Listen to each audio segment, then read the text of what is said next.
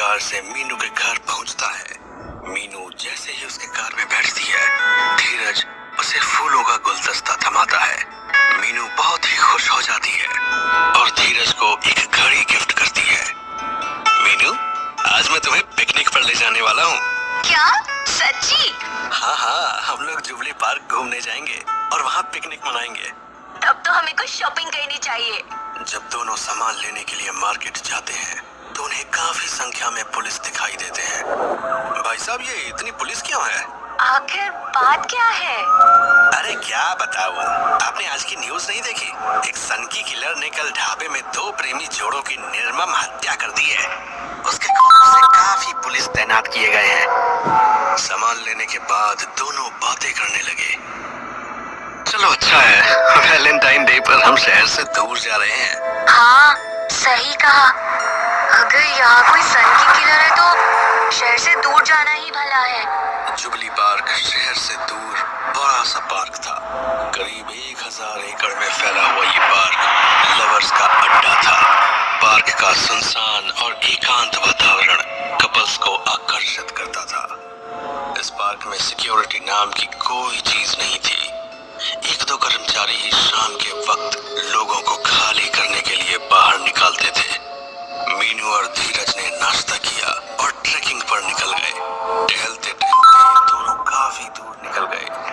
दोनों एक दूसरे की बाहों में बाहें डालकर चल रहे थे। धीरज, हम शादी कब करेंगे? बेबी, बस मेरी प्रमोशन हो जाने दो, फिर हम लोग तुरंत ही शादी कर लेंगे। दोनों ये सब बातें कर ही रहे थे कि अचानक सामने का नजारा देखकर मीनू की चीखें निकल गई। सामने 2 लोग खून से लथपथ पड़े थे। ओह माय, ये क्या है? ये तो कोई कपल लग रहा है। किसने किया होगा इनका ये हाल? रुको, मैं इन्हें देखता हूँ। नहीं, प्लीज मत जाओ। नहीं मीनू, ये हमारा कर्तव्य है कि हम उन्हें देखें। धीरज जब उन दोनों के पास जाता है तो उन दोनों के शरीर में कुछ हलचल नहीं हो रही थी। सामने एक लड़का और एक लड़की औंधे मुंह गिरे हुए थे। धीरज ने उस लड़के को चेक किया तो उसकी सांसें नहीं चल रही थी। धीरज घबरा कर बोला, मीनू, ये लड़का तो मर चुका है। हमें तुरंत पुलिस को फोन करना होगा। अचानक वह लड़की की सांसें चलने लगती हैं। धीरज उसे उठाकर पानी पिलाता है। वो चुड़ैल हमें मार देगी। घबराए नहीं, यहाँ कोई चुड़ैल नहीं है। मुझे मत मारो, मुझे मत मारो। इतना कहते ही वह लड़की वहीं दम तोड़ देती है। धीरज बहुत ही ठंडे दिमाग से बोलता है, शी इज नो मोर। ये सब क्या हो रहा है? मुझे बहुत डर लग रहा है।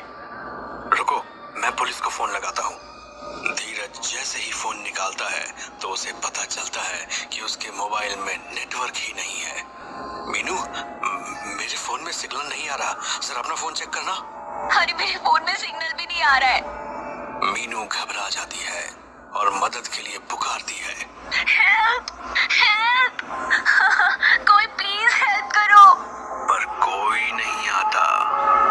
हमें इनकी लाश को यहीं छोड़कर जाना पड़ेगा।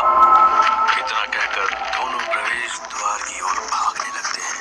वैसे ही दोनों काफी आगे निकल चुके थे। प्रवेश द्वार अभी भी दूरी पर था।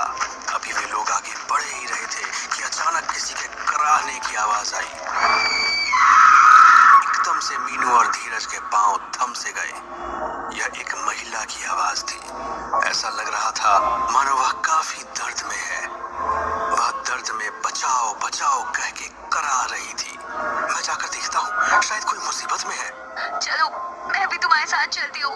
हाँ, पर तुम मेरे पीछे ही रहना, क्या पता कातिल वही हो। मीनू बगल से एक बड़ी सी लकड़ी का टुकड़ा उठा लेती है और धीरज को थमा देती है। धीरज उसकी तरफ देखकर मुस्कुराता है। फिर दोनों धीरे धीरे उस आवाज की ओर बढ़ने लगते हैं। थोड़ा आगे जाने पर ही धीरज और मीनू देखते हैं कि झाड़ियों के बीच में एक लड़की बैठी हुई है। उसके जिस्म पर खून ही खून फैला हुआ था। एक्सक्यूज मी, क्या आप ठीक हैं? नहीं, मुझे बचा लीजिए। वो हत्यारी चुड़ैल हमें मार देगी। धीरज और मीनू एक दूसरे को आश्चर्य से देखते हैं। लगता है जिसने उन 2 लड़के लड़की का कत्ल किया ना, उसी ने इस पर हमला किया है। धीरज और मीनू काफी डर जाते हैं। और उस लड़की के पास जाने से घबराने लगते हैं। धीरज हिम्मत करके पूछता है, क्या वो चुड़ैल आपके आसपास ही है? नहीं, उसने मुझ पर हमला नहीं किया, पर मैंने उसे मार भगाया। पर उसने मुझे काफी चोट पहुंचाई है। मैं हिल भी नहीं पा रही। प्लीज मेरी मदद कीजिए। मीनू यह सुनकर दौड़ के उस घायल लड़की की ओर जाती है। धीरज भी उसके पीछे पीछे जाता है। वो हत्यारा दिखने में कैसा था? बिल्कुल किसी चुड़ैल जैसी। उसकी बड़ी बड़ी आंखें थीं और उसने अचानक ही मेरे ऊपर हमला कर दिया। क्या आप यहाँ अकेली आई हैं? क्या आपके साथ कोई और नहीं? जी, मैं अकेली आई थी। उफ, धीरज, अभी इनसे ये सब पूछने का टाइम नहीं है। हमें जल्दी ही इन्हें अस्पताल लेकर जाना होगा। धीरज और मीनू फिर उस लड़की को कंधे का सहारा देकर प्रवेश द्वार की ओर बढ़ने लगते हैं। वे दोनों आगे बढ़ ही रहे थे कि चारों ओर काले बादल छा जाते हैं। देखते ही देखते झमाझम बारिश शुरू हो जाती है। तीनों लोग एक पेड़ के नीचे शरण लेते हैं। वह लड़की उनसे बातें करने लगती है। पता है, वो चुड़ैल अचानक से मुझ पर सवार हो गई। मुझे कुछ समझ में नहीं आया, पर अचानक ही वो मुझ पर हावी हो गई। मैंने उसे बहुत रोकने की कोशिश की, पर उसे मैं रोक नहीं पाई। उसने मुझे बहुत मारा। मैंने उसे बहुत विनती की और इतनी बार कहा, मुझे छोड़ दो, मुझे छोड़ दो, पर वो मुझे पकड़कर अपनी कहानी सुनाने लगी। धीरज और मीनू उस लड़की की तरफ देखे जा रहे थे। ऐसा लग रहा था मानो उस लड़की की बातों और बारिश के बूंदों में डूबते जा रहे थे। वो चुड़ैल बता रही थी कि उसका पति उससे बहुत प्यार करता था। वो भी उससे बहुत प्यार करती थी। पर एक दिन वो आदमी घर नहीं लौटा। वो उसका इंतजार करती रह गई, लेकिन वो नहीं लौटा। उसने पुलिस के पास रिपोर्ट लिखवाई। उसने सारे शहर में उसे ढूंढा, पर किसी ने उसकी मदद नहीं की। सब उस पर हंसते थे। देखो, देखो पागल आ गई। देखो देखो देखो, वो पागल आ गई। वो इस बात से इतनी परेशान हो गई कि उसने अपना घर बार सब छोड़ दिया और पागलों की तरह इधर उधर भटकने लगी।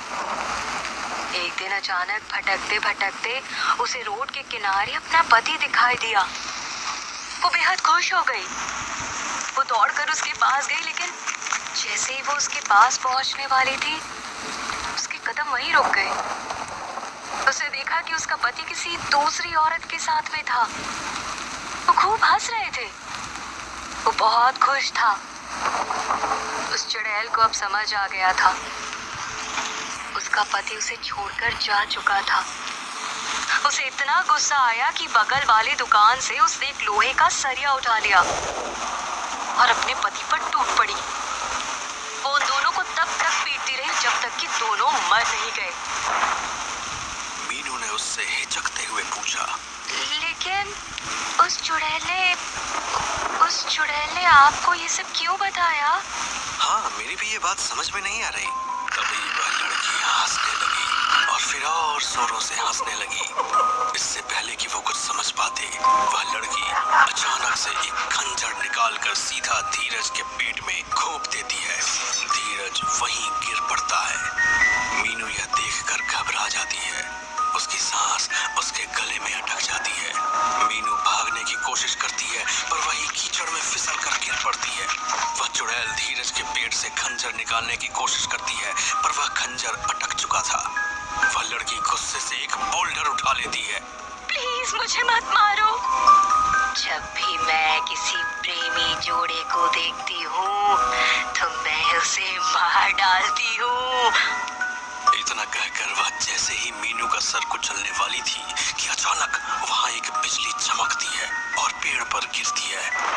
आवाज इतनी भयंकर होती है कि वह चुड़ैल डर जाती है और अपना संतुलन खो देती है। संतुलन खोते ही वह गिर पड़ती है और जो बोल्डर उसने उठा रखा था वह उसके ही सर पर गिर पड़ता है।